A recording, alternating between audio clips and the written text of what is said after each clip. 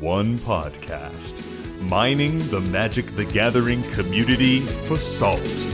This is the Howling Salt Mine. It's the Howling Salt Mine. The Howling Salt Mine.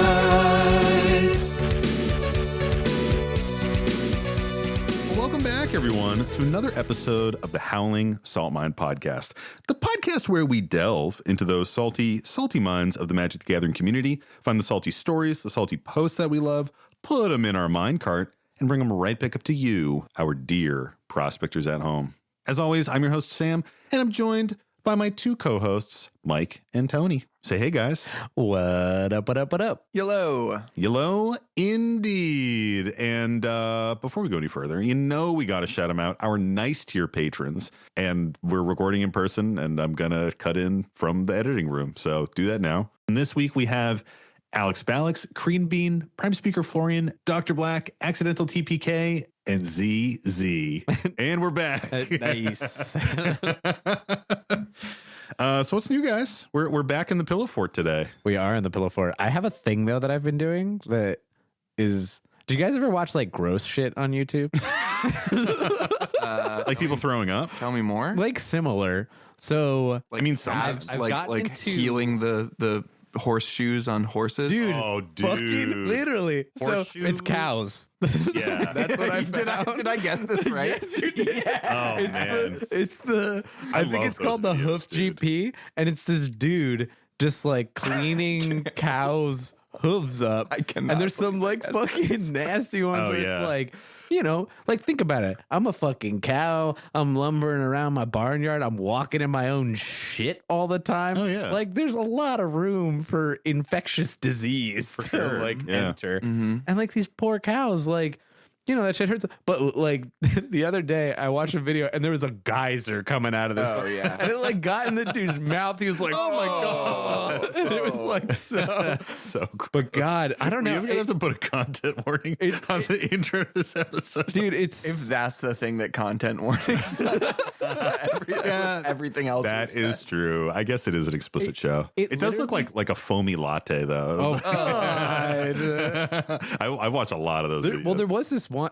So like typically it's all about the hooves, but there's this like whole huge mechanism that they put the cow in that like lifts them off the ground and all this stuff. So it's like a crane, right? Because cows are hundreds of pounds, and so some maybe even thousands even.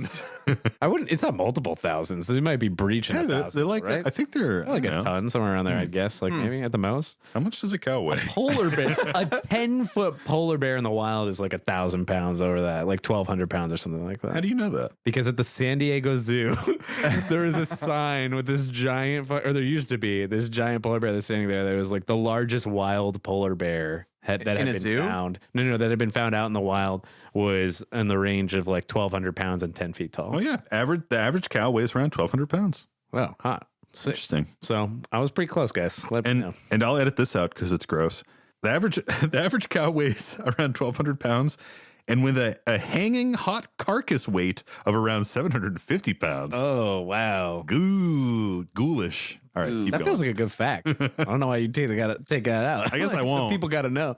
It's just, I don't know, it's just a little grim. But yeah, so We're like, just usually in so vegan sensitive that With our 15-minute episode about eating lobsters.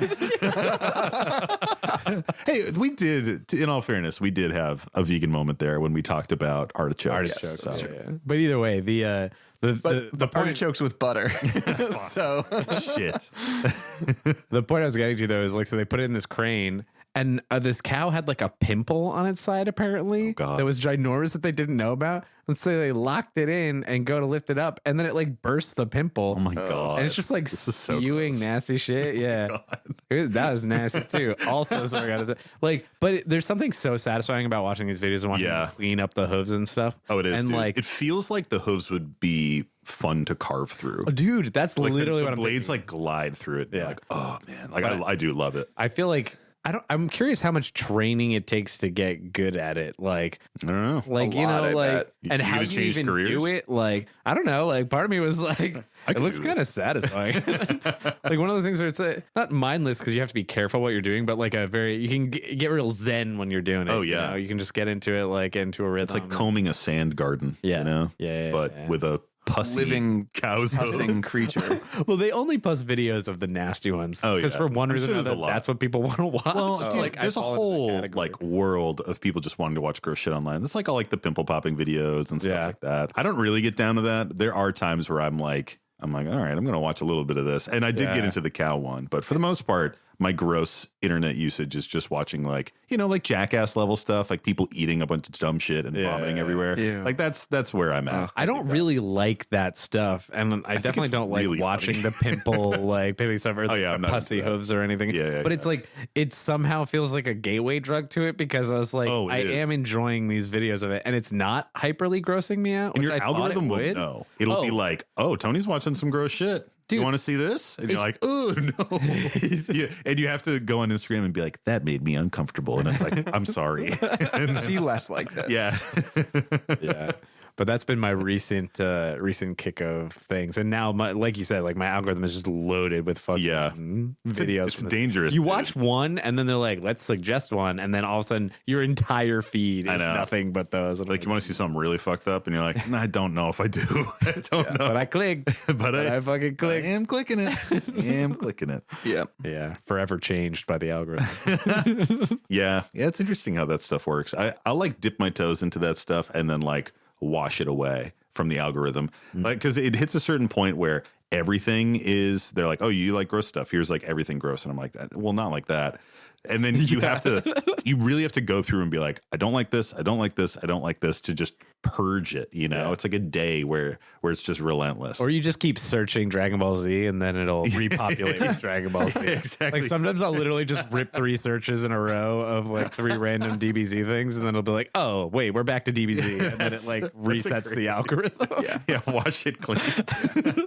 That's so funny. Yeah, don't remove the gross stuff. Just overwhelm it with the other things. Yeah, literally, dude. Here's Goku popping a pimple. You're like, whoa. Oh god. Now that you've said it, our phones are listening, and I know, so right? like, that'll be willed into Yeah, existence. it does exist, right? Isn't that one of the cardinal rules of the internet? If you think of it, it exists. I thought that was for porn. Yeah, I think that's specifically. All right. Well, maybe it's different. Sounds like you guys are thinking about other stuff. Are there other things on the internet? Oh man. Well, there are other things on the internet, and one of those things is salty stories about Magic Gathering. Yes. Yeah. Well, wait, Sam. Like, what is salt? Tony, that's a great question. Salt is frustration in the game, as we like to say. It's anything that's going to get you frustrated or salty or grumpy in a game of Magic the Gathering. Of course, using the term salty in the definition. Yeah, it's now part of it. It could be you're sitting down for a pre-con match. Someone's like, I've got an upgraded pre-con. You're like, cool. And they're like, well, I upgraded it with fast mana, and I have 5 mana crypts in here. And you're like, that's an illegal deck. And they're like, I don't care. That happens. I'm sure that happens. I'm sure it's happened. would I'm sure make me somewhere salty, that's yeah. happened. We get play sets in Commander, right? It's like that internet rule. I imagined it. playset It's plus probably happened. And then there's other types of salt out there too.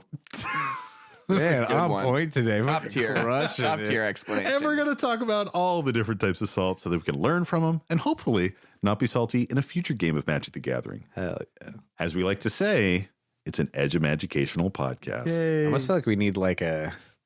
I don't know why I always go to like the 50s or like one of those infomercial old things where it's like I just want there to be something that just is like edge of educational, like a poster or something. Like the more you know, kind of like yeah. the more you know. The one that would be good. The one I always think about is like just the gif of, I forget who it is, but he kind of looks like the guy from Princess Bride, but he just goes like magic. Oh, I know who you're talking Yeah, about. Yeah. I figured Sam I would think know. it's Shia LaBeouf. Is it Shia LaBeouf? I think it's Shia LaBeouf in a Buffinator? wig with a mustache What?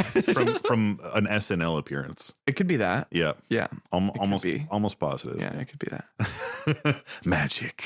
It's educational. Yeah, but hey, we're audio only, so none of those things would actually work. Yeah. Yeah, it would Guess need it'd to be have a jingle. of some variety. Yeah, it has to be some kind of jingle. Educational. Well, now it's going to happen now that we've summoned it into existence. Well, you guys ready for some salt? Let's kick it off. We have one more story that we got for MagicCon Vegas. And I want to put these ones first and foremost because I appreciate folks showing up, coming out, giving us their salt.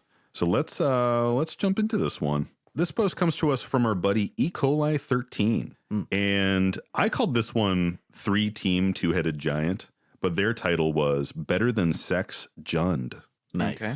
We don't have to be PG-13 here, so it can be better than sex junk. Yeah. Is that why you changed it? I don't think you guys have a weird concept of PG-13 where Yeah, like 'cause mine's, ass like, all the is way on completely one fine, side, but and, the like- word sex is not all right. I didn't censor it for the convention. That's why you did I it. used big titles so that I could know what the story was about. Yeah. I didn't even read these ones.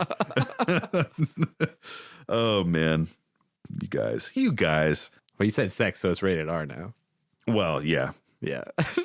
I mean, it's audio only, but there's a lot of gratuitous imagery in there. Yeah. It's very graphic. Yeah, I'm scrolling through a lot of graphic images. All right, let's jump into this one. This is a story from the very early days of my Magic career, right after the release of Rise of Eldrazi. My playgroup was 6 to 8 people regularly, and we were all fairly new to the format. It was basically kitchen table 60-card decks, but we tried to keep as close to standard as possible because a few of the folks wanted to play their decks at Friday Night Magic. One of these players was the sweatiest tryhard I have ever met. Nice. It's been 14 years, and I've yet to meet someone who matches him. He claims to have brewed his deck all by himself and was just, quote, ahead of the curve because of how brilliant he is. It's total bullshit. He was net decking the whole time. I have no problem with snagging deck lists online, but don't lie about it. His pet name for the deck was Better Than Sex Jund, which was real rich coming from him because he was a virgin. So how the fuck would he know? Side note, years later, I learned he was playing the deck list that was runner-up at the 2009 World Championship in Rome. Fucking liar. The incident in particular happened late one evening when we decided to play a 3-team game of Two-Headed Giant with our 60-card decks. We had tried all kinds of multiplayer formats, but we only had vaguely heard of EDH and assumed that because of the name, we had to use the original 5 Elder Dragons and dismissed it. So these were the teams. Team 1, E. coli, our reluctant hero, playing red-green Eldrazi ramp, attempting to cheat out a hand of Emrakul.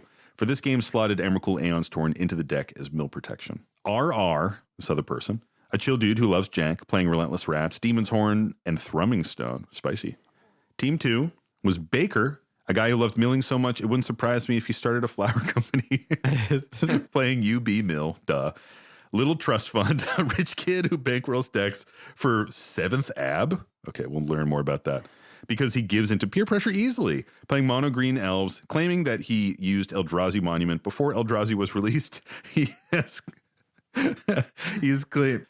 Claiming that because he used Eldrazi Monument before Eldrazi were released, he has claim to the deck name Eldrazi. Okay. Weird. Team 3, 7th Ab, a guy very obsessed with the number of abdominal muscles he can show off and claims to have a 7th Ab. He's playing the titular Better Than Sex Jund, which was just mid-range, clearly a net deck, and then Smiles, my roommate, the happiest-go-lucky person on the planet, playing white and blue mid-range, mostly Alara block stuff. We'll see how much of that is actually relevant to this. We're arrayed around a big kitchen table, and it is hard to see a lot of the board state for most of the game. Makes sense? This works to my advantage in the end, since the other team stopped worrying about us very quickly. The beginning of the game doesn't really matter, but we're clearly the dark horse team as the Relentless Rats deck ate an early Maelstrom Pulse, and my teammate wasn't able to easily rebuild. Maelstrom Pulse picks the name of a card and kills everything that shares the name. So if you're playing a Rats deck, you're pretty fucked. Yeah. The other teams continue to ignore us, and my heart sinks when I draw the sole copy of Emrakul in my deck. My mill protection is gone. But I quickly got an idea, an awful idea. I got a wonderful, awful idea. 'Tis the season. My deck, my deck produces a lot of Eldrazi spawn. I knew that the Jund player wasn't looking at me with his Maelstrom Pulse because the Elf deck ran a lot of tokens that he wanted to nuke. So I bided my time for another 2 turns until I hit 15 mana, and in a very dramatic fashion, sacrificed a boatload of Eldrazi spawn and windmill slammed Emrakul on the table. Chaos erupts because no one realized I had put it in the deck, and removal for her is very limited. Smiles knows my deck, so he calmly announces that he can deal with it as long as he has mana available on his turn. So I swing into his team on our extra turn, and they have to sack 6 permanents to Annihilator, mostly 7th Abs creatures and lands. We pass the turn, and Smiles immediately casts an Oblivion Ring to exile Emrakul. I acted dejected because I knew that's what they needed to see to effectively play what came later on. It comes to Baker and Little Trust Fund's turn, and they foolishly tap out and try to take advantage of the power vacuum. They move to pass the turn to us, and I utter one of the more famous Magic phrases, "on your end step." Love it. And I cast Nature's Claim on the Oblivion Ring. A second round of chaos erupts because nobody has answers readily available. At that point, we basically had the game since no one could handle the Annihilator 6 and 15/15 flyer for the next few turns, and eventually just closed it out. Post-game, Smiles is super happy to have seen my deck pop off like that and commended me for baiting him into his sense of security. 7th Ab is very, very salty though. I still remember exactly how he asked, "What even was your game plan to win going into the game?" "I wasn't planning to win, I just planned to play," I responded. Wrong answer. He salts off super hard, harder than anyone I have seen to this day. "I hate when people don't play to win. What even is the point?" He yells as he stomps off to bed. We pack up and leave shortly after. Our playgroup slowly dissolved over the next few months as people moved away or got busy, and he never brought up that game for the rest of the time I knew him. Note, I know it is genetically possible to have 8 distinct visual abs, but he clearly did not. Well, thanks, E. coli. This is an interesting, tumultuous tale. I feel like it really didn't have much to do at all with the Better Than Sex Jund deck. I think in hindsight, my post-title name was better. Yeah, it seems like the salt was at the end where it's like, how did you plan to win? But they did win. They did win. Yeah. So I'm like, what are you like? Why is this dude even asking that question? Also, how is your response to that question after you just won? Not just immediately saying, "Well, I was hoping to get an Emrakul played and then get it O-ringed and then remove the O-ring." That was how I was planning on winning this game. Also, not to knock our buddy E. coli here, but you are playing an Eldrazi ramp deck. You said it yourself, attempting to cheat out a hand of Emrakul. But for this game, you slotted in Emrakul Aeon's Dorn. So I feel like your game plan was to play Eldrazi and attack. Yeah. And sounds like... And team up with someone who has a Thrumming Stone Relentless Rats deck who will probably also attack. Yeah. So you were playing to win, That's the bigger thing. The person just being like, "I hate people who don't play to win." I'm like, they literally won. They fucking won. Like, I don't know what you're trying to get at. I don't know why this person was like feeling even salty about that. It's like... Well, they're feeling salty because they just had Annihilator 6 dropped on them a couple times. Yes. It's just, they weren't articulating what they were actually upset about. I think you're totally right. Like, if that was me, I would have been like, fuck you. Like, fuck this Annihilator bullshit. But I wouldn't have been like, how did you plan to win? Because you did win. Yeah, because you did win. It seems like blind salt. Didn't like. Yeah. Just like, you're salty about whatever. Like, why? I don't know. It is very weird. Like, why would this person even ask that? Dude, I did love the line, though, about like, the famous phrase in Magic of like at your end step. Mm-hmm. It is like kind of it's always when people do stuff, right? And there's an interesting thing that I feel like I learned more recently of it. There's doing stuff in people's end step, and then there's doing stuff before they go to end step. Oh yeah, at the end of second. And it like matters like where you choose to do stuff. Mm-hmm. That's like sort of an aside, but it's such a moment when you like think you're safe. And I think we all get this. I get like giddy when I know that I'm gonna do something in your end step. I'm like, oh, actually, in your end step. Yeah. Let me take actions on your fucking turn, you pleb. I think I have a terrible poker face when that stuff happens. Like I can feel myself getting like sweaty. Like I was watching that Scrybabies episode I was on recently. I just looked at myself and I was like, this motherfucker can't keep a secret, man. I just looked like I had tricks up my sleeve like the whole time. Yeah. Like thankfully they're looking at my cards and not looking at my face, but like my poker face is so bad when I play Magic. Yeah. If I'm about to combo off in like a CDH game or like do some cheeky shit, I'm like sweaty. Like I my adrenaline is pumping and I look Yes. look very obvious. I remember the first win I got at Punt City over last year. I remember like being like, why am I shaking? Yeah. As I'm trying to resolve these spells that are going to line me up for the win. Like I need to not do that so that people don't know that this is a problem. Yeah. The people that play it really, really cool, I'm always so impressed by. I'm like, how do you do that, man? Because I'm just so obvious. And especially in like a 4-player game or any multiplayer game, even a 2-headed giant game, you need to like kind of play it cool, Yeah. you know? I think that's a really interesting piece about this story. And I love that they like called all of those elements out. Like this is a card game. So it holds a lot of these like poker elements of like hiding, like the social aspect of like information hiding and stuff is really important. So acting super dejected when you're like when the O-ring comes down and hits the Emrakul, like that is clutch because if you're like, Because then people go shields down. fear not, I'll get you next turn anyway. Yeah. Right. Like if you play up your villain moment, people know that that's coming. But if you're like, you got me. Yeah. I see you found your one piece of interaction. Like, yeah, that's great. People are going to be like, okay, well, you're no longer the threat. So it is always interesting when beyond the game actions starts to matter. And it's a tough balance because I do think that kind of behavior can make people salty. Like we even had this in our Vegas Salty Tales episode where somebody was like, I get salty when someone says that they're out of the game and you ignore them and then they win. And I was talking about that with Tyler from Play to Win. He was like, I'll do that every time. Yes. He's like, EDH is a social game. And if you're not playing the social game, then you're missing out on a big chunk of the value that you could get. He's like, I think you should always play like you're out and then you win. Yes. It's a balance because if you do it every time, like then people know that when you're doing it, you're not actually dead. Like, you can't start metaing on top of all of that. But yeah. Yeah, if you're grinding in tournaments, you can just do it every time. Yeah. Because it's a different pod every time. Yeah, I mean, Insulated pod, you can't do it every time. yeah, insulated pod, you can't do it every single time. I do think there's an interesting piece too with like this one guy that apparently is super spiky and like, playing the net deck stuff.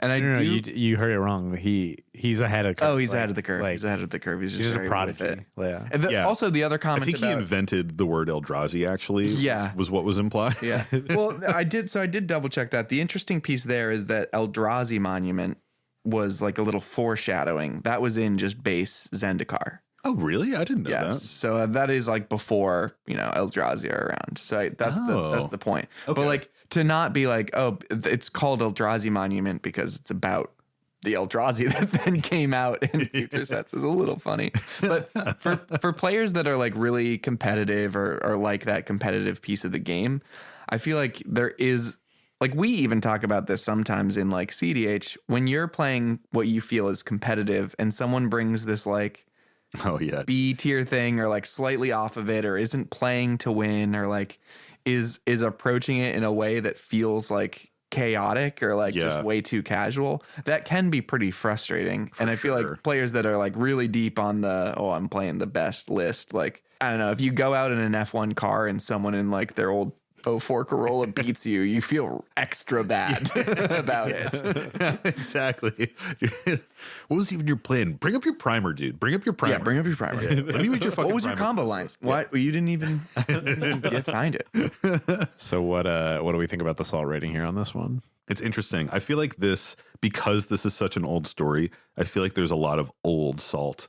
It's like when you get to the bottom of a salt shaker at a diner and the salt is just like a hard crystal that's been caked in and it's never come out. Yeah, they just keep pouring more on top. Yeah. And like you go to empty it and it all just comes out at once. Like you get all this extra salt that wasn't even a part of the original salty story. Yeah. Like the core of this story is that you beat them and your buddy salted off. But because this is such an old play group and there's memories from the old play group, we get a little extra, those extra stuck in grains, Yeah. This dude would always brag about this thing. And, he was kind of like a bit of a joker who was like net decking and saying he has like crazy abs, but he like doesn't really. And then there's this dude. Other guys always paying for his shit. Always paying for his decks. And it was like kind of this weird dynamic. Like we're getting all these extra grains the problem is that sort of like, paint like the picture of like this play playgroup where like, there's kind of a weird dynamic sort of focused around this one dude who's playing this Jund deck. To your analogy though, it's like it's no longer grains, it's like a rock. Yeah, it's it's rock that just dislodged and fell down and like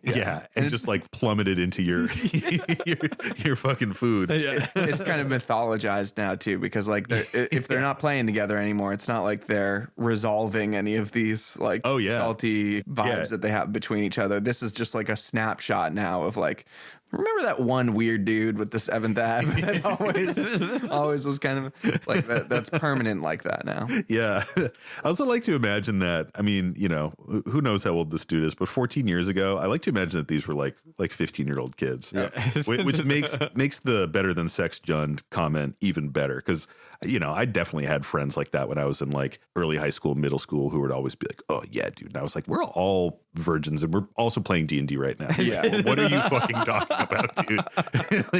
like none of us really know. I think you can chill.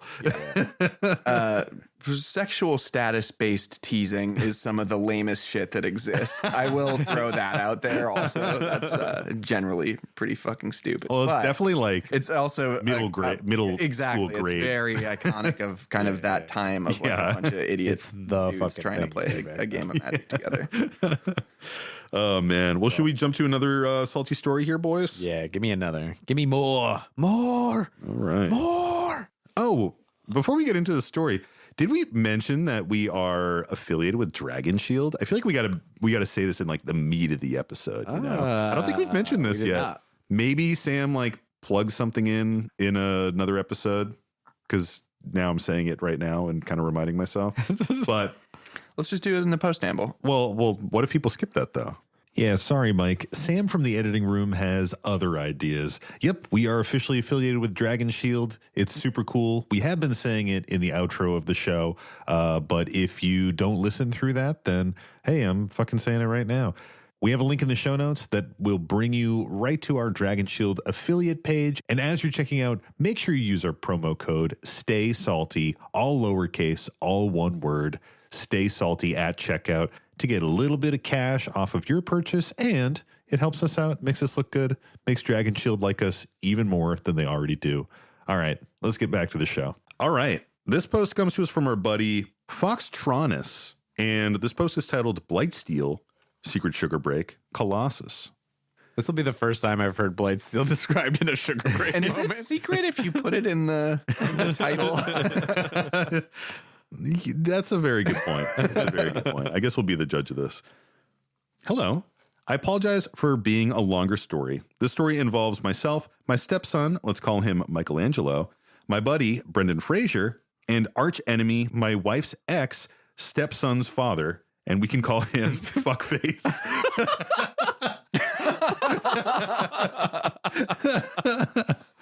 So good. I got Michelangelo into Magic several years ago, but he never really took to it until recently, when he received a few packs for his birthday and opened 2 Sheoldred's The Apocalypse. Oh shit. That's a rip. That's a fucking pack. That's a big I'd pack. get into Magic too at that point. Same, dude. That's nuts. Excited, he built his first commander deck and brought it to our LGS for Commander Night for its first outing. His dad spent the entire night making sure to knock him out first every single game. My God. And then at the end of the night, Fuckface ended up trading in Michelangelo's etched foil Sheoldred the Apocalypse so he could upgrade his own deck. Oh my God. Which I found out about after the fact. I tried going in the next day to buy it back for him, but it had already sold. After hearing about this, I knew I had to take action before Michelangelo was too discouraged to play anymore. Fast forward to next week. I walk in and see Michelangelo and Fuckface sitting down. That just makes me laugh every time. Sitting down, getting set up. I walk up and say, hey, mind me and my buddy join in? Fuckface grumpily agrees by chuckling and saying, okay, but make sure you go easy on me. Which I casually responded with, nah, get fucked. At this point, my buddy Brendan Fraser shows up to make it a pod of 4. Fraser busts out his pimped out Dragon deck. I bring out Bellicor. Michelangelo is playing the new Marchesa from Outlaws of Thunder Junction, and Fuckface is playing some Selesnya enchantment bullshit. Get fucked 4th player. Dude, Bellicor is so fucking sick. Let's get into it in the post here. Not in the post, the post chat. You know what I mean. In the post of the post. For the post game wrap up. Yeah. The game progresses pretty normally, me countering fuckface at points just because I can, and to and to aggravate him, which is working. He then drops a quicksilver amulet, looking at me, saying saltily, "Does it resolve?" Me looking in my hand at the Phyrexian Metamorph, and Big Booty Blightsteel says, "Oh yeah, it resolves." Coming around to my turn, I play Metamorph, copying the amulet. When it comes around to fuckface's next end step, I amulet in my best friend, Blightsteel Colossus, staring him in the eye with a shit-eating grin. Michelangelo asked me to swing at him so he can shuffle his deck, as he hasn't done much this game. I agree and knock him out. Brendan Fraser has built up a decent board of dragons and swings at fuckface for 20 damage. Progressing to fuckface, who at this point has also built a board with various tokens and pump spells, declares he's attacking me with 38 power, which would knock me out of the game. I calmly say, in response to moving to combat, overloaded Cyclonic Rift, big it up, bitch. Fraser to Fury's protections in response. Dismayed, fuckface picks up his entire board as it comes to my turn, and I swing my Blightsteel Colossus his way, and I slowly watch the light die from his eyes. He then has to sit salty for the next 5 minutes or so when Fraser and I duke it out for me being the eventual winner. After the game, fuckface asks us to leave the table so his friends can join, so me, Michelangelo, and Brendan Fraser went to finish the night having a great time, knowing that justice was served and a pub-stomping bully was put in their place. Stay salty, your friendly neighborhood prospector, Fox. Well, thank you, Fox. It's an interesting sugar break because there's a lot of salt in this one. Yeah. So it's very weird. It's weird, man. It's weird when adults pick on kids. Yeah. Kind of regardless. Like, it's weird when you're doing it to your son, but kind of regardless, it's just weird when adults pick on kids. Like that always is just like. I think there's a difference me of out. razzing and like Agree. picking on. Yeah. And sometimes that line gets kind of fine. And I can see how you can be close with somebody and start to go too far, and maybe you just don't realize it because you're like on the inside, and that's where it is. For sure. I will say, fucking selling their goddamn foil edge thing to upgrade their own deck feels like fucking bullshit. That's pretty rough, man. Yeah. Sometimes parents can be like there's that like, well, I bought it, so it's technically mine kind of mentality, which can be a little Well, whack. like my whole childhood, I would Not get if it's money. a birthday gift. I'm just saying this does happen. I agree, it is wrong though. I feel like for a birthday, Easter, like all those like holidays that happened where like family would come over, I would get a card from like, I guess technically my great aunt and uncle with like, $20, $70, $50, something like on the different holidays. And when I got to like, I don't know, old enough to know better, like 13 or 14, I was like, Mom, where's all this fucking money? I'm like, I've been getting money for fucking years. Like, where is that shit? And she's like, I spent all that a long time ago. But she was like, do you see this play set of Shieldreds that I have right now, Tony? You fucking kidding me? Well, she claims it was spent on things for me, but like, I'm just like, where are the receipts on that? Yeah. Like, That's so funny, dude. I don't know if I ever had that happen to me. My parents were pretty good about letting me keep my shit, but I did have to like weasel my way into getting like video game systems and stuff because they refused to buy them for me. But yeah, very weird dynamic, I'm not shocked maybe that this is like a ex. What is it? It's ex stepfather? The wife's ex, comma, the stepson's father. Yes. That they call fuckface. Yeah. I'm not shocked that fuckface is, the wife's ex. Yeah.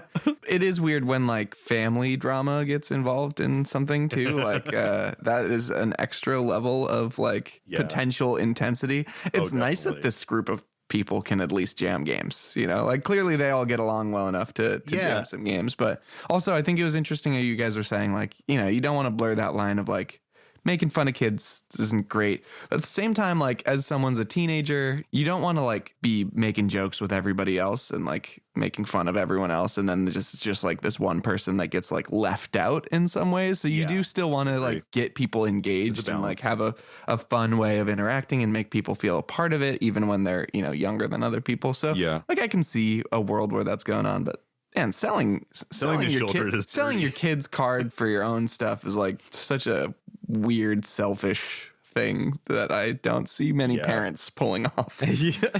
It's such an interesting dynamic to be the stepfather and still be able to play Magic like weekly against Life's Ex. That would bug me out, man. I would find a different store to go to. I would not want to like.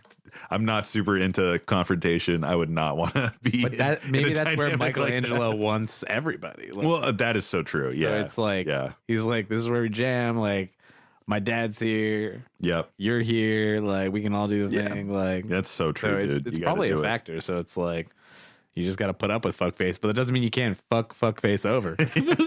Sounds like you did. So like, I really love does it resolve? Oh yeah, it resolves. With the Phyrexian Metamorph and the Blightsteel. Quicksilver Amulet's interesting. We don't see that a lot. It, if I can remember it offhand, it costs 4. It's an artifact and it has an activated ability that you pay for and tap it, and you put a creature from your hand into play. It's like Elvish Piper, but on an artifact. Yeah.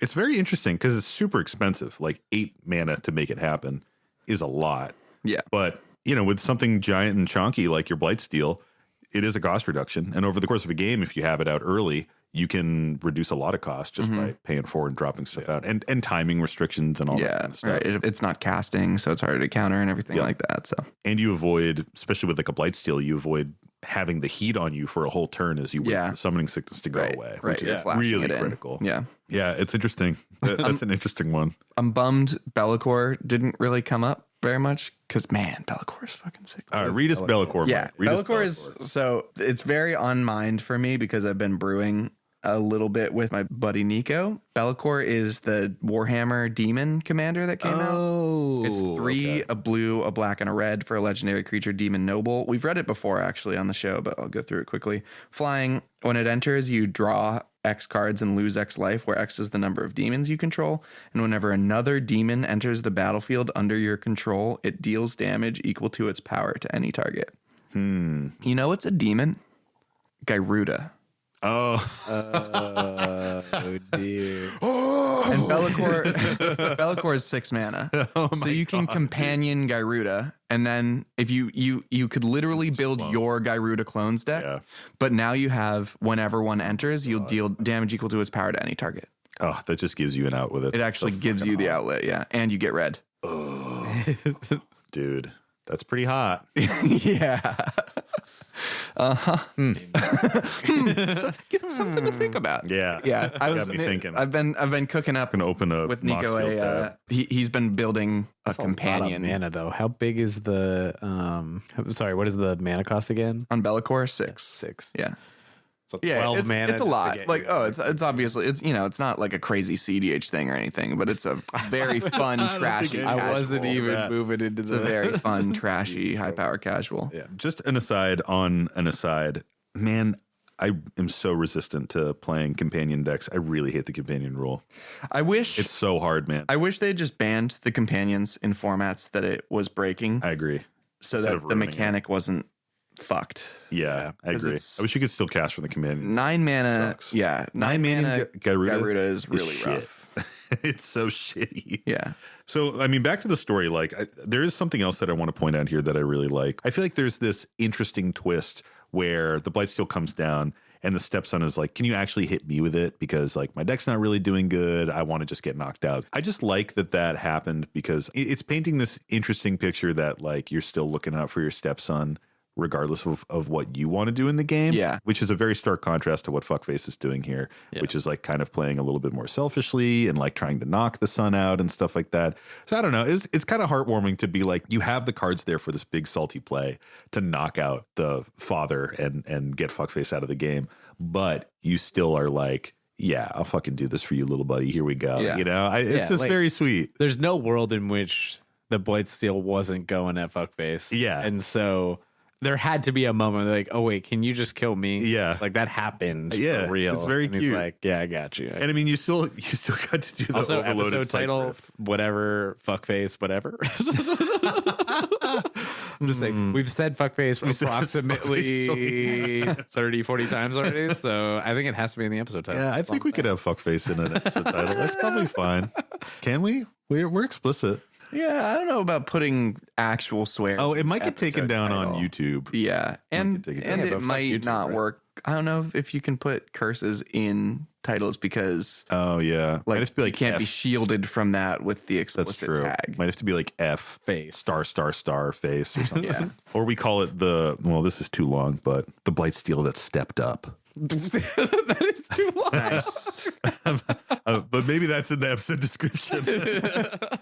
I'm not the step-Blightsteel. I'm the Blightsteel that stepped up. Yeah. So what do we think about the salt rating on this one? Dude, it's so fucking salty. Yeah. I agree it is a sugar break. I don't think it's really a secret sugar break.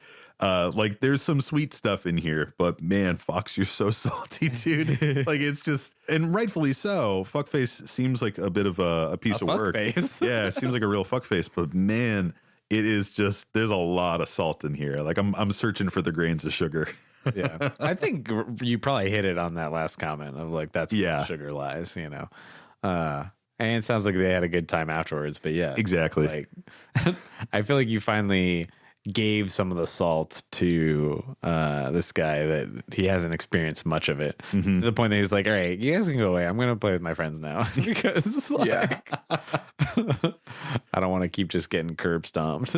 Yeah, it's so weird, man. You know, there are these types of players in Magic that just are like, I don't know, kind of jerks at the table. Like, you know, we talk about like pub stompers and salt lords and stuff like that. It would be hard to have one as your dad. Yeah. Yeah. And wanting to like share those game experiences. It's like he can't turn Probably off the be salt hard to lord not stuff. become one. Oh, yeah, dude, for sure. That's a good point. Damn. So Michelangelo, don't be a dick. Yeah, chill out, Michelangelo. I mean, shouldered is what got him back into the game, so we're on a rough course already. Yeah. But then his good shoulder got sold, so now he's salty that it got sold. Like, who knows? Oh, man. One of those like Dark Knight Batman I know. backstories. I'm the Joker, baby. Choose light. Yeah, exactly. And this is the twisted villain story. Let's get one Man. more. All right, let's do it. Give me another search term here in our big wide email. Mike, give us one. Bazinga. Oh, I hope there's not one. I hope. How do you spell I that? hope there's not two, but I genuinely think there might be. Nothing with Bazinga. Thank God. Good job, prospectors. Nothing with Bazinga. Thank God. Garden. Yeah, that's nice. See, I can be wholesome. We'll see if the prospectors can be, but There is one. nice. Wow, I'm surprised. It's a recent one too. Is it Colony Garden? Oh, it's so long. Hell yeah. Oh, it's so long. All right, we're I'm going ready to to fucking read it. buckle up. We're going to do it. All right, everybody. All arms and legs inside the cart. We're going on a, Yeah. on a ride. This is incredibly long. It's so long, dude. Take a sip of water. Yeah, I'm gonna drink a little water before we get into this one. Yummy. Okay, this one comes to us from our buddy Demi Devonmon. Nice, a little Digimon pun. Digimon, digital monsters. This is a funny one because we actually got this one like last week. Really? Nice. Like, this is a very recent one. And the post is titled "Never Dance with the Doug in the Pale Moonlight." Man, and we just made a Batman reference, and now we get another one here, except this is the Michael Keaton Batman. That's a Batman reference. People at home are loving it. Yeah, the Michael Keaton Batman, the Joker would ask him, have you ever danced with the devil in the pale moonlight? And that's how he knew that Joker was the guy who killed his parents. They took some liberties with the backstory there. I see. And this is long. If I haven't said it, it's fucking long. Wait, Sam, is it long? It's so long. Like, I'm just going to turn my iPad and show it to you guys. It's like multiple pages of solid text. Holy shit. Yes. I'm buckled in. I wasn't buckled in because I didn't believe you because I feel like you said it a bunch, but like I fastened my I'm seatbelt. buckled We're tightening our belts. We're tightening our restraints in. here. All right. Or restraints. I'm just in a seatbelt, but it's not like I'm going to loony bin or something. Like asylum status for me. Mike, can you tighten Tony's restraints? Oh, they're tightened. I don't want him getting out. Hello, my salty boys. Short time listener, first time poster. I picked you up with the CGB crossover and have been silently mining away with y'all on my trips to work. Oh, hell yeah. Hell yeah, love that shit.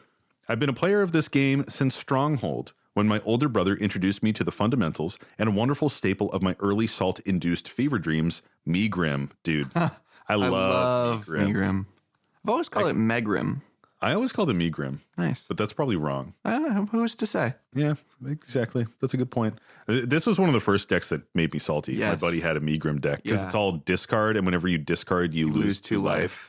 And he would just make me discard constantly, and I would die. So we're gonna add him in college. Yeah, I would run Underworld Dreams with Megrim. So whenever you draw a card, you lose a life, and then I would make you discard it, and you'd lose 2 life. So disgusting, dude. Poor Megrim. Megrim got put out to pasture and power crept like crazy when Liliana's Caress got printed, which is literally just Megrim for 2 mana instead of 3 mana. Yep. Anyways. But not power crept because now you can run 8 of them. You can run 8 now, yeah. Figured I'd pass along a particular piece of salt that has been brewing for so long that it's become petrified. I had it polished, set into a necklace, and now hang it like an albatross around my neck. I take it off now, only to share it with you and our lovely prospectors at home. Buckle into your mine carts and snuggle up for a lengthy trip to the past, crusty dicklings. This is the story of my final constructed tournament. Excuse me while I set the scene. It's mid-May 2011. Fukushima is melting down, Prince William marries Kate, Osama bin Laden is killed, and a new Phyrexia is released into standard. I love the context setting on that. Wow. Cobblade hasn't been banned yet, so Jace, the wallet sculptor, continues to... This is going to be a good read. Yeah. So Jace, the wallet sculptor, continues the proud tradition of being better than all. Our local game store decides to hold a win-a-box standard constructed event on a lazy Sunday, and I need a break from studying for finals. So I flash the Planeswalker symbol into the sky and summon 3 of my buds, Ash, David, and Henry, for an impromptu road trip. We get to the venue. Calling it a hole in the wall wouldn't do holes justice. There's no space for real tables, so each player gets a wooden TV dinner stand and a metal folding chair. Many of which are dented in the center because they can't handle the force of gamers. But the owner, tournament organizer, is a cool guy, and there's a decent number of players showing up. We register names, pay the fees, and jump into the games. I'm on a Simic Infect deck. For the Zoomers listening that somehow have never been hit by Triumph of the Hordes, Infect is the toxic mechanic, but tied to the creature's power like a true war crime. This turns every groundswell into a Dear John letter and each giant growth into a middle finger. My goal is to pump up a Glistener Elf or a Blighted Agent full of steroids and clock the opponent hard enough on turn 2 or 3 to earn a warning from the Surgeon General on the side of my deck box. We get pairings. It's a 32-player tournament. So the TO decides it'll be 5 rounds of Swiss, cut to top 8, play it out in single elims, and wrap up the first place taking the whole box. In addition to my car mates, I recognize a lot of the players here. Only one is relevant to the story, though, a man we'll call Doug. Doug is the closest thing I've had to a frenemy. We've been gaming for years, shared plenty of slices of za over homework, and frequently find ourselves across the table from each other come tournament time. He's incredibly smart, the kind of evil genius that only needed to apply himself to take over the world, but would never stoop to something so similar to work. I feel that. At this point in the story, I have some healthy respect for the guy. Unfortunately, it won't survive the night. Games start, and I'm ripping through the competition. Round 1, 2-0. Round 2, 2-0. Round 3, I get paired with Doug. He's on a deck called Dark Blade. It's Cobblade, but splashing black to one-up the mirror match. I've got more experience playing against his deck than he has against mine, so I aggro him out 2-1. Round 4, I take 2-0, obligatory get-fucked 4th player in the 4th round, I guess. And then round 5, I take 2-0 over my car mate, sorry Ash. After 5 grueling hours of games, we're now finally done with the Swiss rounds. David and Henry run off to find something we can all eat as the TO announces pairings. For me, the tournament is brought to you by the letter W. I cruise through... That's catching the dubs. I cruise through the top 8 and top 4 with back-to-back 2-0. Ash loses to Doug in the semifinals, getting knocked out in turns just before earning a rematch with me. It'll be Doug and I squaring off for a shiny new box. But this is where the situation starts getting sketchy. We've been here for 7 hours. The sun has set, and the TO tells us that he has to close the shop. We still have one last match to play, but I've got finals week starting in the morning, and I don't mind calling it quits a little early. I offer to call the match a draw and split the box. Doug refuses. The TO shrugs and says we can use the weathered picnic table outside. I reiterate to Doug that we can split and head home now. I'll even let him take the W on the results sheet if it means avoiding trusting that termite hotel to not give me a splinter in the perineum. He refuses. You can play it out at my place tomorrow, Ash offers, unhappy that she is also being held hostage in the night before finals. Doug ignores her. So we head outside. It is quickly getting cold, and the only light available to us is the flickering street lamp across the road behind Doug. We shuffle up and roll dice. I'm on the play with a spectacular hand that I can only see thanks to the flashlight app on Henry's phone. I lead on Forest, Glistener Elf. Doug opens with Colony Garden, a green tapland in his Esper control deck, which actually gives him a critically important blocker on turn 1, pre-board. I ask if he forgot to deboard between games, which he denies. Ash points out that literally no versions of Cobblade run Colony Garden in the main or side. Doug reminds Ash that spectators shouldn't interrupt games. Tio says he didn't bother to record deck lists, so we have no way of knowing what was or was not in the decks. We continue with the game, and I narrowly pull out the W with the well-timed Vines of the Vastwood to protect my elf from being dismembered. We sideboard and shuffle up. Struggling to hide my shivering hands and having not planned to be outside this late with no coat, I offer again to split. Halvesies on the box, W in his cap, and the 5 of us get to go home and sleep before our finals. I'm running hot with 15 games won to a single loss and am up a game in the current match. There's no world in which he refuses to steal, right?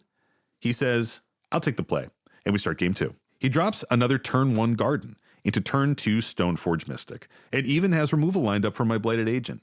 He takes the win easily. All the car mates are either trying to keep my hand visible with their phones, trying to stay warm by trading off trips to the car, or trying to convince the TO that this isn't fair conditions for tournament play. With the lamp behind Doug's chair, he has plenty of light to play by simply moving out of the way. His larger frame, however, completely blocks the light going to the board, meaning I can't read any of the cards in play without assistance. I'm essentially playing blindfolded. But when I offer one final time to split, Doug laughs. I ask what it'll take just to let us go home.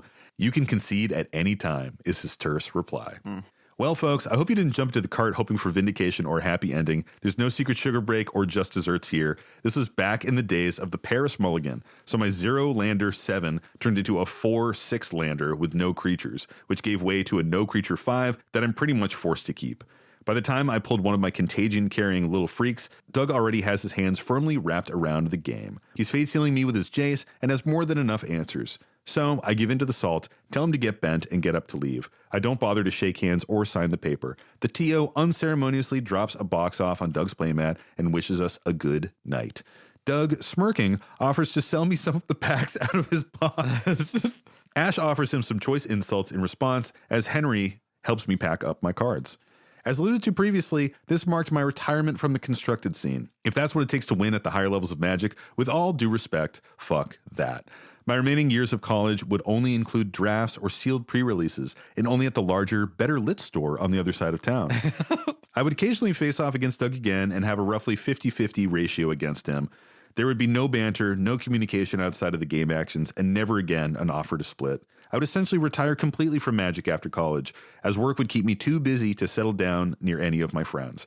I'm shopping around for maybe a commander pod I can fit into, but I don't have a lot of free time these days, so I'll just scratch my itch for cardboard crack while listening to the lovely salty stories y'all delve up every Wednesday. Oh, I have an idea of where you live now.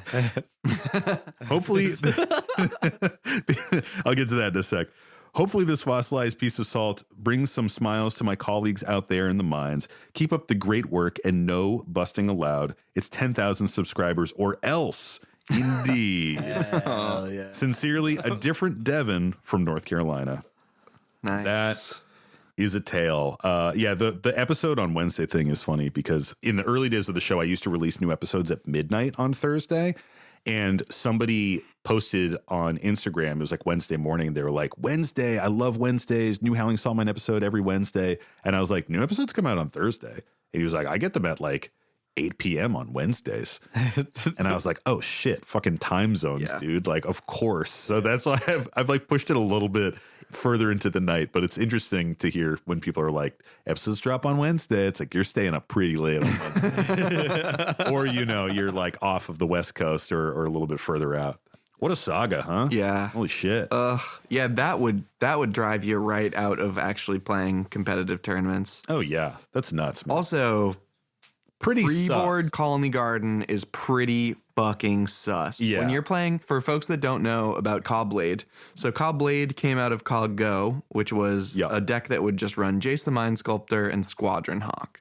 Squadron Hawk was the only creature. It was the 4 creatures in the deck were all Squadron Hawk. So running a Colony Garden is pretty weird because you're in Esper and that's a green land, but it makes a body. So it's like this crazy tech. It's specifically a tech to have a blocker for like some kind of aggro infect deck. Cobblade is just that, but with like Stoneforge Mystics and sort of Feast and Famine. Yeah. Slotting in a Colony Garden is suspect. It's like suspect. Yeah. And like especially like super late and this idea of trying to play without visibility is just like awful, man. Yeah, I think the light situation is so messed up. I will say, like, just one more note on the Colony Garden, whatever you want to say it. It's even weirder because this person said that they're playing a version of Cobblade that splashes in black. So you're already color restricted, and you're going to restrict yourself even more by throwing in like a utility land. And they're getting it every single turn in their opening hand. Like, that's super suspect. Sideboard is 15. But you can't put things from your sideboard in before the game, the first game. You sideboard after game 1. No, that's why I use like pre-board. So he played him earlier, right? Knew he had it. Yep. Got blown out. Yeah. Is there a world where before he starts the game, he could have sideboarded it in already? Not legally. I got not you. legally. That's what I don't. pre-board. Yeah, that's So it's like the term you pre-board submit that a was deck used. list, and like that is like it. And your sideboard. Yeah. And then that list is game 1 for every match. For every match, no matter what. No matter what, That's you your- play game 1 on every. Yeah. And the sideboard being 15 cards, that's 15 cards. So like he couldn't have 4 of them would those. And then be- four, so he would it'd have be 4 of 11 his remaining 15. slots, yeah. Yep. Because I guess like the only thing I can think a little bit is like he could have had them in his sideboard. It's still their like pre-board game. Like it sounds like there's definitely issues, but it's like if I was somebody who was running an Esper deck, I understand the limits of those things. But if you know you're gonna get blown out by like an aggro deck that's really good, like having that in your sideboard doesn't seem crazy, but clearly wasn't running it In the main board. Yeah. Yeah. It definitely seems sus as fuck. But I mean, I sure. think the real problem here, in my opinion, is like the tournament organizer should have been like, put a foot down and just be like, nope, this is a draw. You guys just split it and that's it. Yeah. I agree. Like the store has closed. Having people play outside, like in shitty conditions like that, Yeah. it's just not. It's not the move. Like, and I know it's hard to like have some of those probably like confrontational things. It seemed like Doug was being a bit confrontational. They're probably like, I'll just like let it do it. But it's like they really should have just put a foot down and been like, this is not the setting in which to do this. Like, it's over. It's over. I also think it's really weird that like the TO stuck around. I guess they have to. They have to. But like, if you're sticking around, fucking leave the store open, man. Like, if you are already sticking around, you can just lock the front door of the store. Like, they didn't have to play in the dark. They could have still been inside the store because the TO didn't go home. It's not like they had to close the store and he's like, well, now I have to leave. Like, you could just be like, the store is closed, sign flip around, no one come in, locking the door, let's finish the game in the light inside. It could be a separate thing though, yeah, right? Like if the owner is like, I'm going home because this is like dumb and I'm not going that's to a good leave you point. guys here. It If could be it's a not volunteer TO. They're playing on metal folding chairs with TV dinner trays. Fucking Like amazing, this by the way. isn't a store that has like a ton of setup and like I could easily see it being someone else that's, you know, the Yeah, actual that's a good manager of point. the building and won't Yeah. like stay open or something. Like there's That things is fair.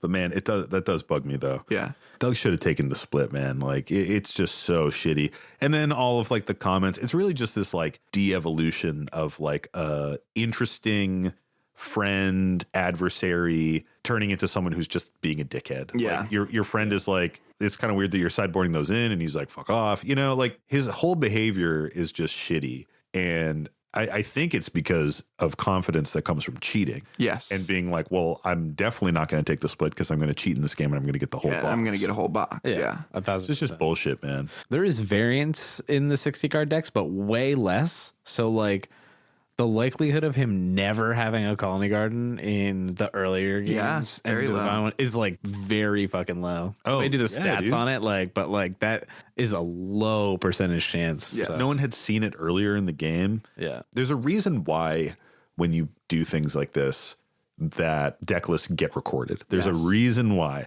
because you need to have a judge having the ability to be like, are you pre-boarding? Like that's the whole point. It's the whole bit. It's the whole point of it. So you can check decks and see if your opponents are cheating and stuff. So, I mean, there is a little bit of a failing of the TO in not doing that. A big one, For actually, sure. a big one, because Yeah. it removes one of your primary ways to detect this specific form of cheating. Yeah. It, like removes your only way to do this. Exactly. Because like to consistently have the Colony Garden in your opening hand is suspect, right? But it does happen. If you're running a 4 of in your deck, Yeah. it does happen that like, especially in a 60 card deck, like you're going to open games with that in your hand sometimes.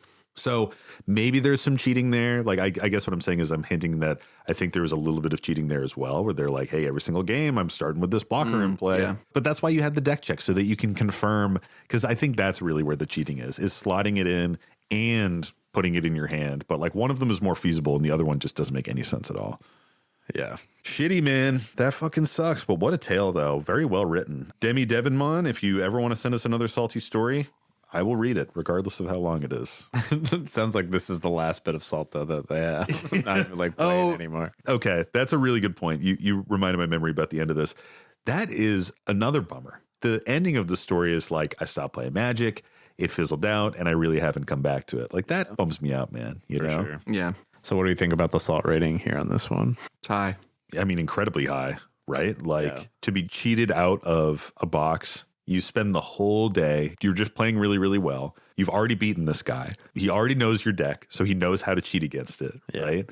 Like, it's kind of a perfect storm for somebody to come in and cheat. There's no records of the decks. There's no records of the sideboards. It's just, It's dark out. Yeah, it's dark He can out. block the battlefield with his body so that you can't see what's in play anymore. dude. People are using their phone lights. Maybe not even good phone lights. It's like, It's 2011. Yeah, that's like a flip phone. yeah, 2011 was back when like the flashlight app was something you had to download separately, and it just turned up your screen. It made your Yes. screen white and turned up the brightness all the way. It wasn't like native to your phone yet. Yeah, that's just really, it's like- disheartening. You know, it's a disheartening Sure. salt. And I think it's, it's hard because I can imagine that the tournament organizer probably was like a volunteer. Yes, But it's yeah. like, I feel like my salt is mostly towards them of like, if you're going to volunteer to do it, you got to know that like there's these scenarios can and will come up and you have to take control. Yep. You have to be like, nope.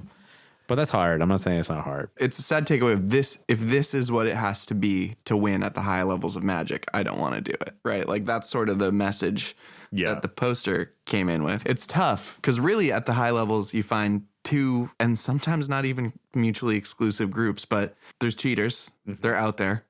But then a lot of people that are playing at the high level, they're the most like growth oriented players. They're the most Yeah. like supportive and like in a game, they're not going to give you extra information. They're not going to like play, they're going to do everything in the game to try and win in their power. But outside of that, they're generally like super like open and direct and willing to share and like, like thoughtful, and like usually those people are very willing to take splits and stuff or like open to some of those things. So it's really at like this local level at the higher competition where there's not the scrutiny of these bigger events that are going to have like really highly qualified judges around, but the prizing starts to be big enough that people are willing to cheat for it and willing to put in like this work of cheating for it.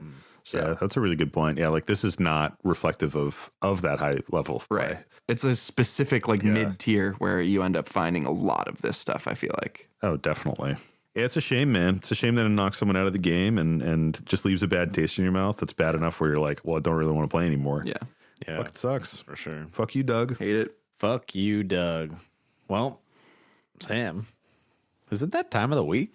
Tony, I think it is that time of the week. Oh, shit. Well, what is it? It's the time of the week that comes every week. Every motherfucking week, baby. It's the time of the week where we say, Mike, Mike. What? what's the salty card of the week? Salty card of the week this week is And for just one mine, on a quest to be less salty, to read the salty stories that you send to me weekly. Sam, Tony, and Mike, and sometimes with Nick and Patty. and make a prospector community. And that was Northwest Passage by Stan Rogers, requested from our patron, Pale Earnhardt. Fuck is that? It's just a fucking banger tune. It's like a shanty, like a ship It's giving singing me shanty. vibes. It's a banger. It's like a bunch of dudes just singing it. One of those things where you're like, oh man, yeah, Fucking singing guys about history. Guys being dudes. Yeah, it's just guys being dudes. Anywho, The salty card of the week this week. Thank you, Sam. That was a lovely salty song. that's right, bitch. You got to thank me. I feel like I'm on I'm truly on an aquatic journey going around the Northwest Passage there. The salty card of the week this week is Ward of Bones. Ward of Bones? Fuck is that? Ward of Bones is a 6-mana artifact. Each opponent who controls more creatures than you can't play creature cards. The same is true for artifacts, enchantments, and lands. Oh man, I know this card. Yeah. How do you feel about it? What color was it again? It's It's a just colorless. 6 colorless mana. Yeah. Oh. 6-mana artifact. This is a really interesting card. This is one of those cards that every single time I look at it, I'm like, how do I fucking break this? Like, what do I do with this? It's almost like a balance effect, but it stops people from growing more beyond your board state. Whereas balance is banned in EDH, but balance notably brings everybody down to whoever has the minimum for permanent counts. Ward of Bones just kind of stops you from growing beyond that. So it's really interesting. If you already have a lot of creatures in play, you can't play more. But if you're behind, you can continue to play up. I feel like it's one of those things where you would play it in a deck where you have like no enchantments out and just hose people who have enchantment decks. Or you'd play it in a deck with a shit ton of mana rocks and you'd stop dropping lands and hose people that need to have those lands out. So it kind of like makes you think of this like very Spartan board state where you have few of many things and you're trying to limit your opponents that way. I don't know if this would really make me salty because it's 6 mana and it still gives you a lot of avenues to play. Like to control every single one of those permanent types and really restrict your opponents, I think is a deck building challenge. I think it's really hard. And if you are doing that, I'm not sure if you're doing a lot yourself. You know, if you have a board state with Ward of Bones out where you have so few creatures, you don't have a lot of lands, don't have a lot of enchantments or artifacts, everything, then like what are you really even doing? Like chipping in for damage with something small and evasive? There are probably decks out there that can do it, but I just can't really think of it. So it does not make me salty. I'd be interested to play against it, in fact. Tony, how about you? I don't want to fucking play against it, but Yeah. sorry, just one more clarification. But you can't play more. But if you already have more out, it doesn't matter. Correct. Like nothing happens. So I kind of think opposite to what you're saying, Sam. I think that you play this when either you have an enchantment heavy deck or an artifact heavy deck, or maybe a creature heavy deck, but like something where you're heavy in one of those categories. Yeah. And you just don't care and you just play it. And I think most people are going to be. It's almost like a deck building restriction of you should make sure that like you don't run any enchantments if that's like what you're going to do, right? So that it just stops people from being able to play any. Because if you have one or two, sometimes that's all people want or need in most decks. Yeah. I think though that in general, people are probably just ramping the fuck out of shit and slapping this down. And it's probably that they're doing artifact ramp would be my guess.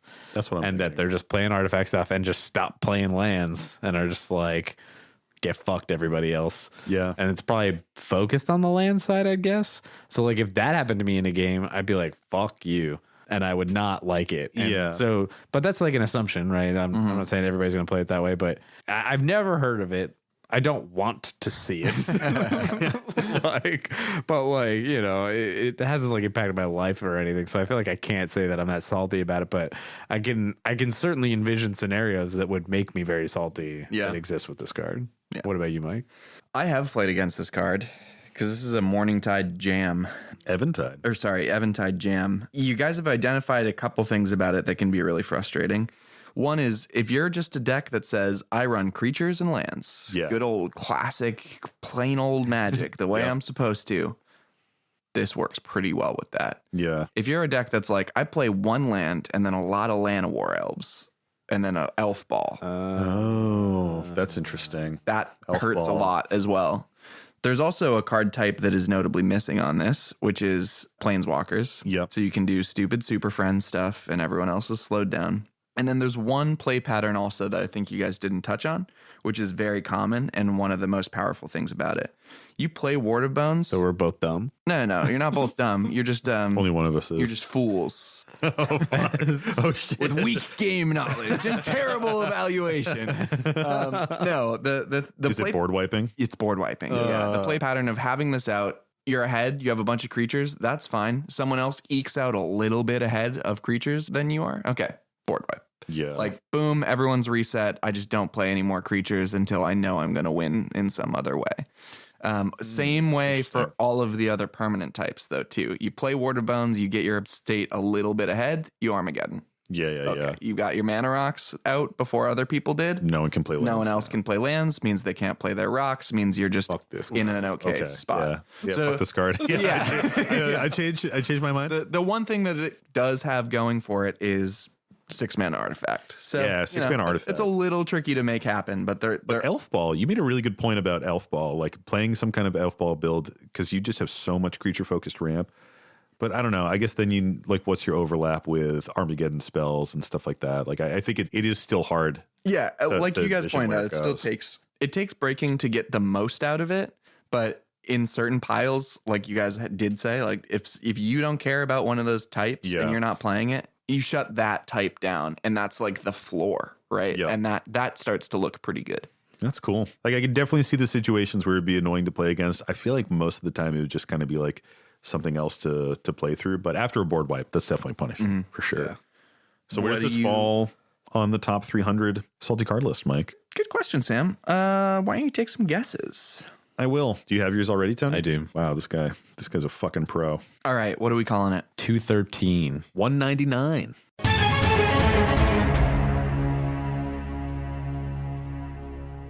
Narrow window, and you guys sandwich it, but Tony takes it. Let's fucking go. 210. 10. Wow, you were close, dude. You're really close. It's fucking good. Okay, all right. Okay. Give me that. Calm down. What was it? I'm not going to give you 210? that. Yeah. When I said 213? Oh, shit. Let's fucking go, boys. such a good celebration. I mean, just What was it, worry for the 210? day I ever get it. And what did I say again? 213. Wow. Interesting. It's pretty good. 1% error rate off of that. Yeah, that's pretty good. Well, I wow. think that's the makes closest sense. we've ever been. No, No, we've been closer. Someone got on it. Yeah. Andy from the Legendary Creature Podcast guessed it exactly. Yes. Did he? Yeah. Yeah. He probably cheated.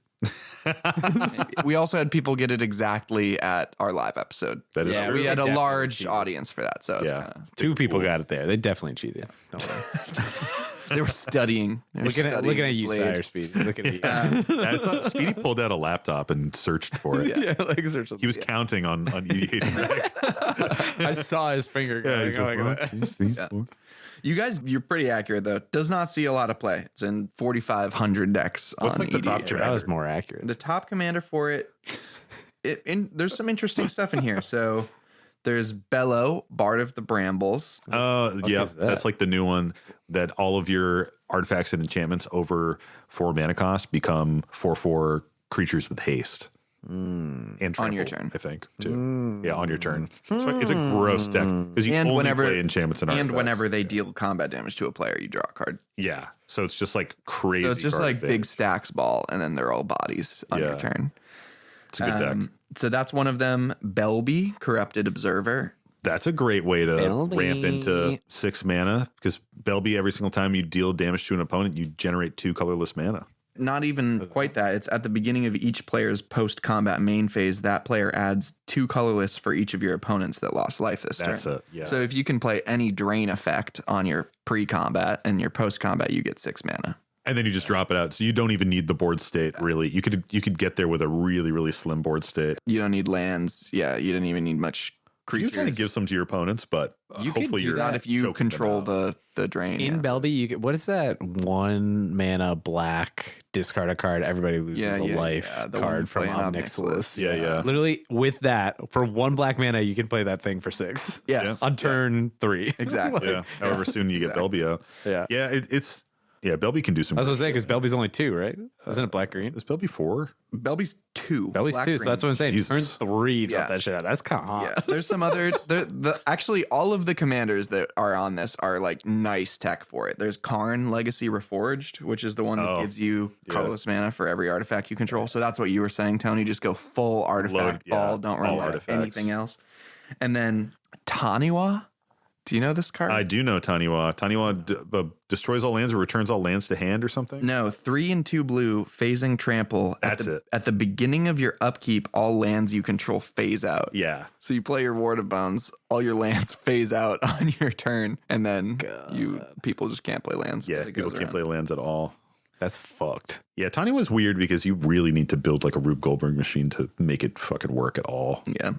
But you can. You definitely can. With this. This will give you some time for it. Yeah. Flash shit in. Well, this wraps it up for the Salted Card of the Week. Thanks for playing, guys. That was a good one, Mike. Thank you. And thank you to the prospectors out there for tuning into another episode of the Howling Salt Mine podcast. You know we're going to shout them out, our Salt Packet Plus tier members.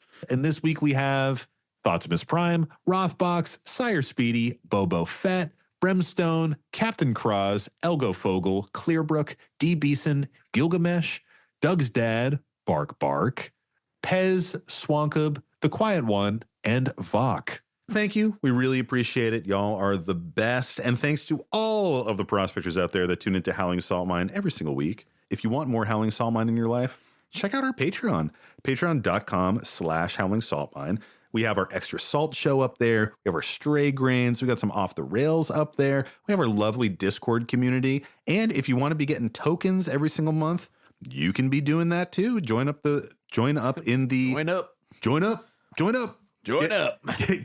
token club. Get in the token club and you'll get tokens that are drawn and designed by me every single month. Another way that you can support the show is, of course, to send us your salty stories. Send them to our Gmail, which is thehowlingsaltmine@gmail.com, or go to our website and submit them there on our salty stories submittal form. Our website is howlingsaltmine.com or thehowlingsaltmine.com. Both are going to get you there. Another way you can support us is check out our merchandise, which we have, of course, our Dragon Shield affiliate code. If you ever want to purchase Dragon Shields, click on our code, which is in the show notes, or go there. And when you're checking out, you want to type in Stay Salty, all one word, all lowercase, give you a nice little discount, give us a little bit of cash, make us look good. Hey, everybody makes out great. It's an awesome thing. Hashtag affiliated. You can also get our playmats over on Jank Mats or our t-shirts and other swag over on our bonfire site that we have. We don't have Dragon Shield sleeves in stock right now, but we're hoping to have them in stock maybe sometime in early 2025. So keep an eye peeled for that. Another way you can support the show is to give us a 5-star review in your favorite podcast app of choice, whether that's Spotify, Apple Podcasts, wherever. You can also follow us on YouTube if you want to listen to the show there. Jump in the comments and chat with us a little bit, or just reshare our social media posts. Follow us on social media. All that stuff goes a long way to helping spread the reach of the show and help new people find the show on their own. Lastly, we got to shout him out, our buddy Devin Burnett, for just being so awesome and designing our podcast art. If you're ever in Asheville, North Carolina, hit him up and get a tattoo because he's a really cool guy. 10,000 subscribers are bust. Beep, beep, beep, beep. Indeed. Aggressive on that one. Forceful. Thanks again, everybody. And as always, stay salty and don't forget to draw an additional card during your draw step. It's the Howling Salt Mine.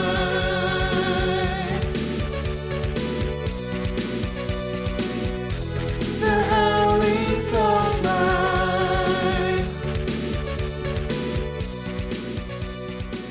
Our lovely Gmail, where I don't know if we've talked about this before, but our Gmail has, actually, I'm not even going to fucking rip it from the email. Leave you guys fucking wondering what I was about to say. All right, and the story goes. This is a story. Right now? Calm down. Tony. Oh, it's a live episode, baby. Give me a little search term here. Let's get something here. Can't be rope. I was gonna say schmegma. It has to be something that you think someone would put in an email. It's just the first word that came to my mind. It's the holiday season. It's the holiday season. Why is because of fucking eggnog. Yeah. Forgot. Yeah, you can't forget that. I Fucking didn't mean forgot. to. Schmagnogger's stash. Gross. So cursed. So cursed. Well, follow us on Dragon Shield. Dude, Follow us on Dragon Shield. Follow us on Dragon Shield. www.dragonShield/howlingsaltmine@gmail.com. Oh shit. Well, what is it? It's the time of the week where we say, oh, fuck. Whoa, whoa. Wait, shit. Fuck, dude. It's the time of the week. Face. Sam, Tony, and Mike, something. I have these lyrics written fucking somewhere, but I'm going to record that one fancy style anyways.